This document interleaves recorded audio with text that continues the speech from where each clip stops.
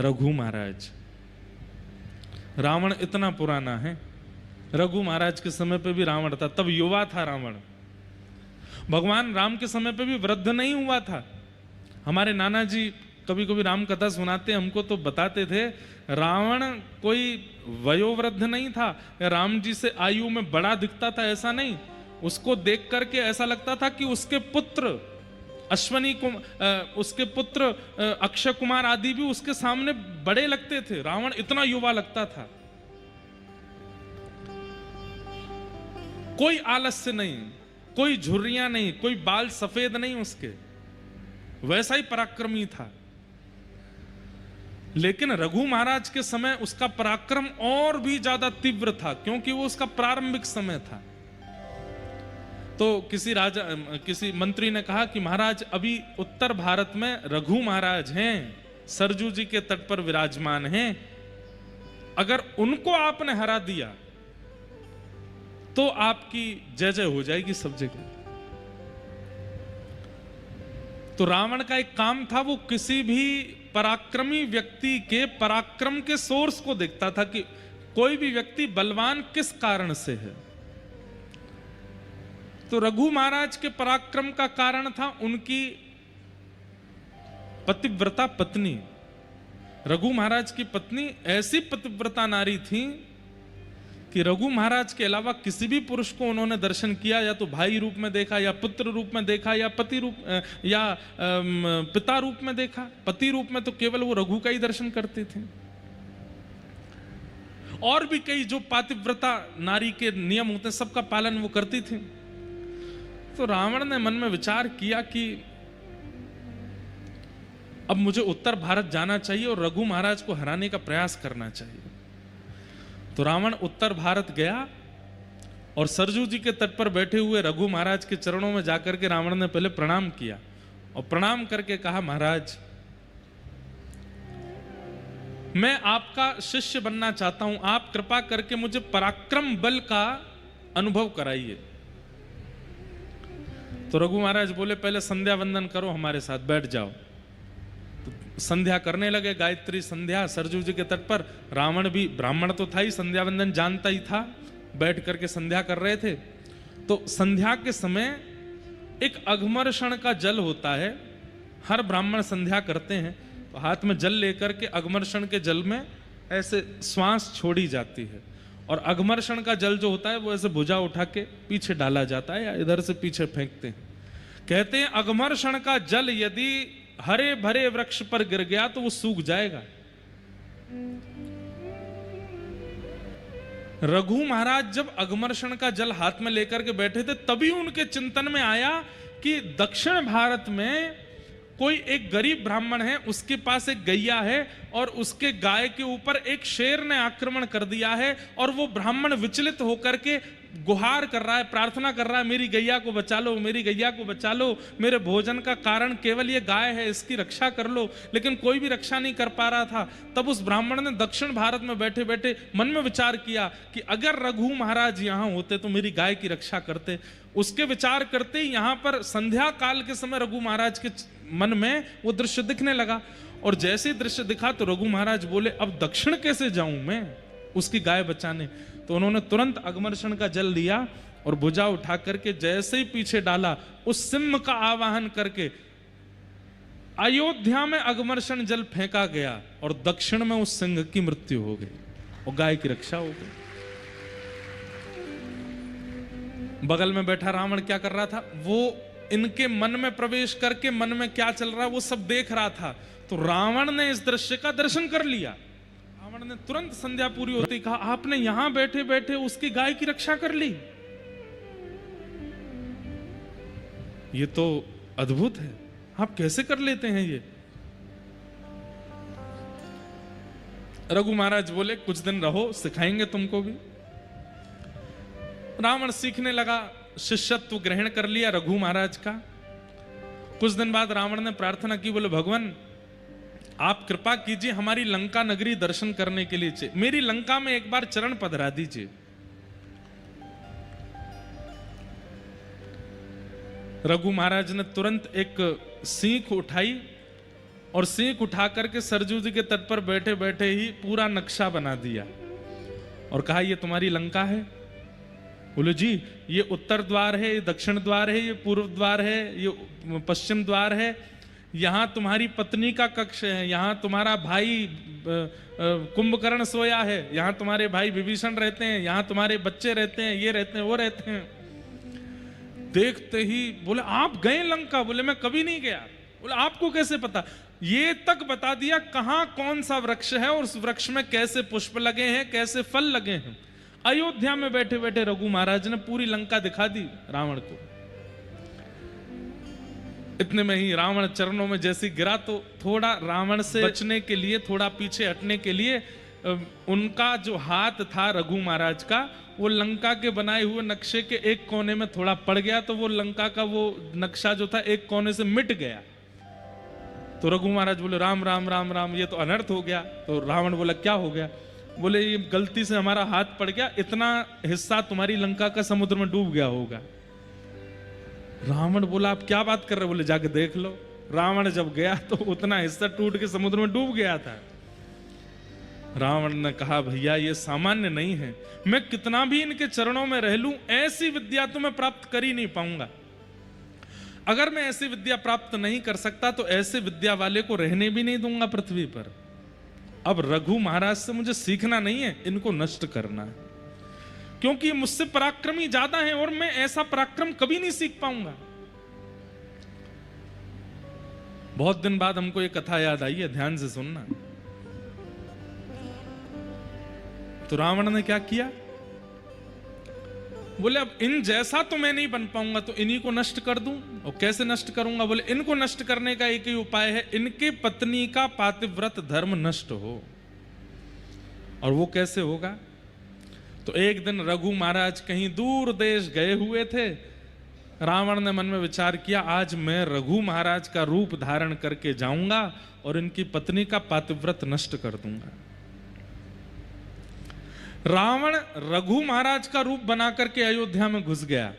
सब लोगों को लगा कि रघु महाराज जी हैं, सब प्रणाम करने लगे, सब वंदन करने लगे। लेकिन जैसे ही रावण ने अपने निज कक्ष में प्रवेश किया रघु महाराज के, तो रघु महाराज की पत्नी, उन्होंने जैसे ही नेत्र उठा करके देखा, देखते ही पहचान गई और बोली रावण तुम्हारी इतनी हिम्मत, तुम मेरे कक्ष तक घुसे चले आए भीतर। तो रावण बोला मेरे रूप को कोई नहीं पहचान पाया, आप कैसे पहचान गए? तो बोले रघु महाराज का एक नियम है। बोले क्या? वो जब अपने राजभवन में प्रवेश करते हैं तो उनके मस्तक पर अयोध्या के रज के कण दिखाई देते हैं। वो नित्य अयोध्या को प्रणाम करते हैं, यहाँ की रज को लगा करके आते हैं, और तुम्हारे माथे पर वो रज दिखाई नहीं दे रही। तुम उन जैसा रूप तो बना लिया लेकिन उन जैसे नियम नहीं ला पाए हो, इसलिए मैं पहचान गई हूं कि तुम रावण नहीं, तुम रघु नहीं हो। और भी कई नियम हैं। रघु महाराज जब कक्ष में आते हैं तो वो सीधा मुझसे बात नहीं करने लगते, उनका एक नियम है, उनका एक शिष्टाचार है, वो तो तुम सीख नहीं पाए। केवल रूप बनाने से कोई रघु महाराज थोड़ी हो जाएगा। तुरंत आज्ञा कर दी, बोले इसको बंदी बना लो। बंदी बना लिया। रघु महाराज आए तो पत्नी ने सारा सत्य वृत्तांत बताया। बोले आपका शिष्य बना घूमता है, आपका रूप बना करके मेरा पातिव्रत नष्ट करने आया था। तब रघु महाराज ने तुरंत एक बाण संधान किया और कहा रावण आज तेरा वध मैं करूंगा। इतने में ही ब्रह्मा जी प्रकट हो गए, क्योंकि रावण ब्रह्मा जी की खूब उपासना कर चुका था, शंकर जी की उपासना, देवताओं की खूब उपासना उसने करी थी। ब्रह्मा जी प्रकट हो गए, प्रकट होकर के कहा हे महाराज आप कृपा करो, इसका वध मत कीजिए। बोले क्यों नहीं करूं, आप क्यों इसका बचाव करने आए हैं, ऐसे राक्षसों को क्यों चाहते हैं कि आप जीवित रहें?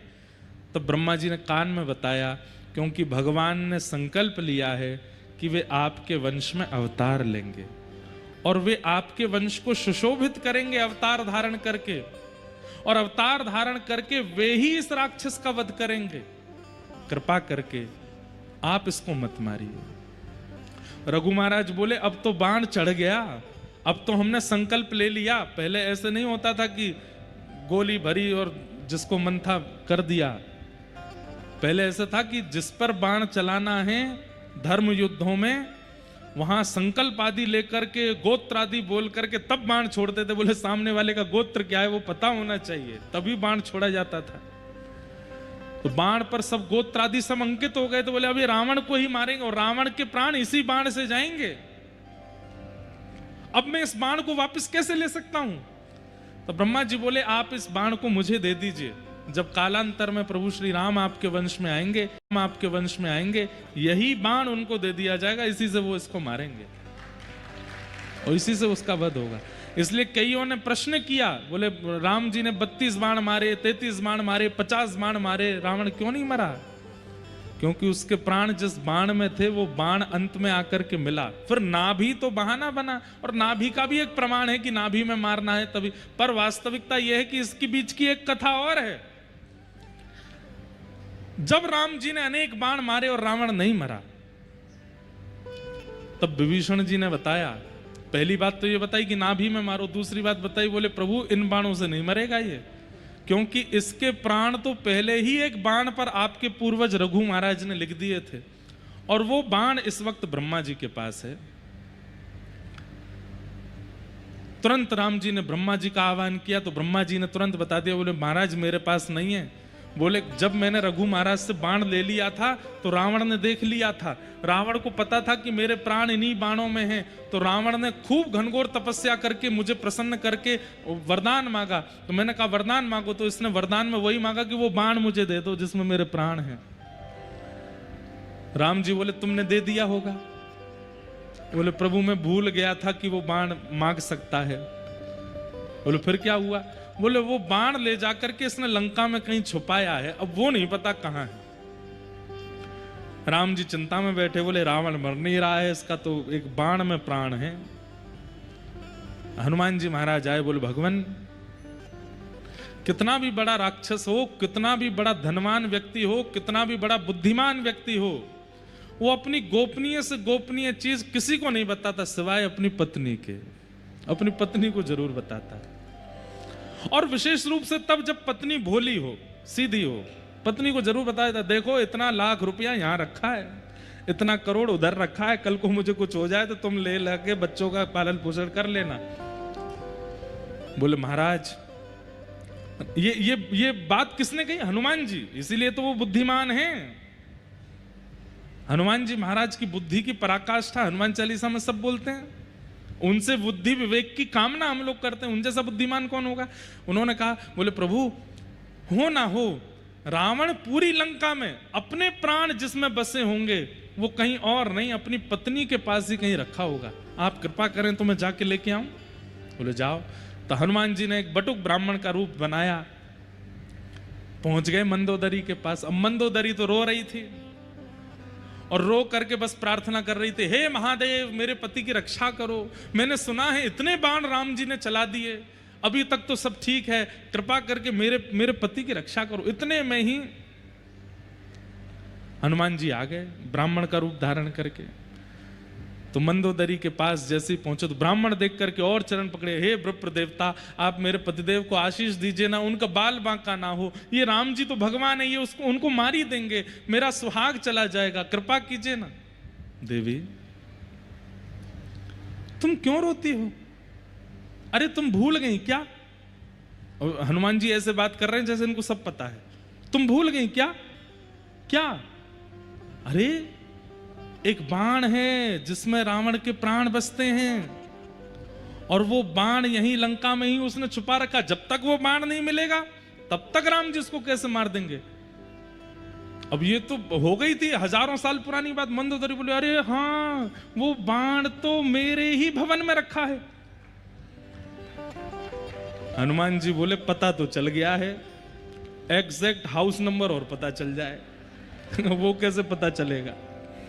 तो हनुमान जी ने एक तकनीक बताई, बोले सुनो देवी, बाण तुम्हारे भवन में है, ये बात बस मैं और तुम जानते हैं, लेकिन देवी अगर तुम चाहती हो कि रावण की रक्षा हो, अपने उस भवन में जाओ, पुष्प अक्षत चंदन माला लेकर के जाओ, और जहां पर वो बाण रखा है वहां पर पुष्प चढ़ा देना, अक्षत चढ़ा देना, आरती कर देना, और जब तक ये युद्ध चल रहा है उस स्थान का पूजन करती ही रहना। एक भी क्षण के लिए वो पुष्प अक्षत चंदन से विहीन नहीं होना चाहिए स्थान।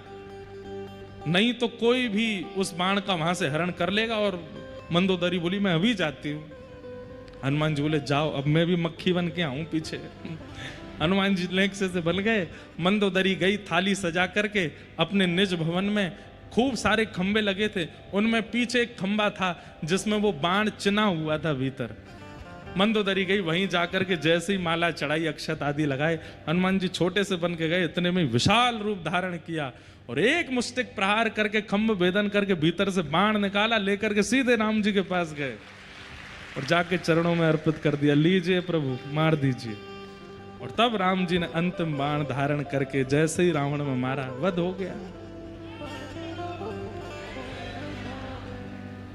कितनी कितनी कथाएं, कितने गुप्त गुप्त रहस्य सब जगह निर्मित हैं, लिखे हैं।